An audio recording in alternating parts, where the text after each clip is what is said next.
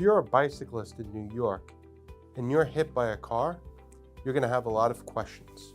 Hi, my name is Michael Redenburg, and I'm an attorney in Lower Manhattan, and I'm going to help answer some of the questions you might have.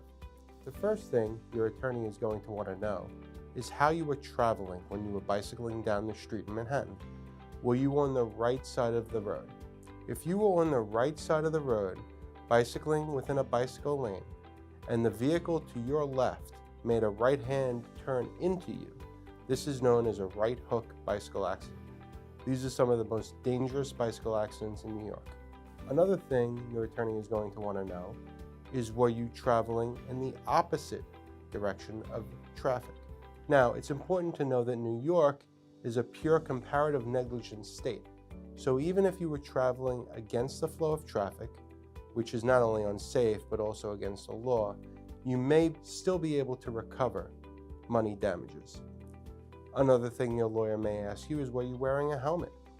If it was after sunset, were there reflectors on your rims? Did you have a flashing red light in the rear of your bicycle?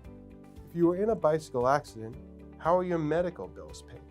If the driver of the vehicle that hit you while you were on your bicycle did not flee the scene, then you will look to the no-fault insurance of that vehicle to pay for your medical bills and lost wages.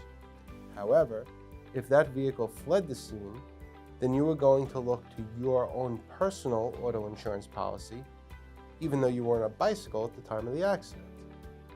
If you don't have an automobile, as many people in Manhattan do not, you will look to the automobile insurance policy of a relative within your household that has an automobile insurance policy.